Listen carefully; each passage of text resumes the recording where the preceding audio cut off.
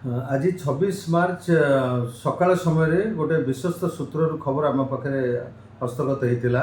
ओडवा थाना अंचल केशरीगुड़ा गाँव में विपुल परिमाण में गंजेई गच्छित रही जोगुड़ा कि से गंजेई रखि व्यक्ति मैंने सेगुड़ी चालान करदेवाई बस खबर पाई आमर डिस्ट्रिक्ट हेडक्वार्टर निर्देश जाइथिला एवं से निर्देश क्रमे आमर एसडीपीओ आर उदयगिरी श्री राकेश साहू आईपीएस ओडवा मोहना उदयगिरी ये थानार समस्त कर्मचारी ऑफिसर समस्त को नहीं एक्जिक्यूटिव मजिस्ट्रेट एवं दुई जन सरकारी इंडिपेंडेंट विटनेस सहित से गाँव को जाइथिले।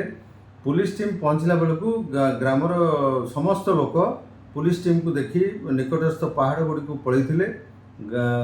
तापर पुलिस टीम एक्जिक्यूटिव मजिस्ट्रेट एवं साक्षी उपस्थित रे तलाशी नबारे ग्रामर विभिन्न जगार आबांडन हो प्राय 202 बस्ता गंजेई थिला जहाँ को ओजन करिबारे 40 क्विंटल 60 केजी गंजेई जबत करागला जार आनुमानिक मूल्य 4 कोटी टंकार ऊर्ध्व हेबो।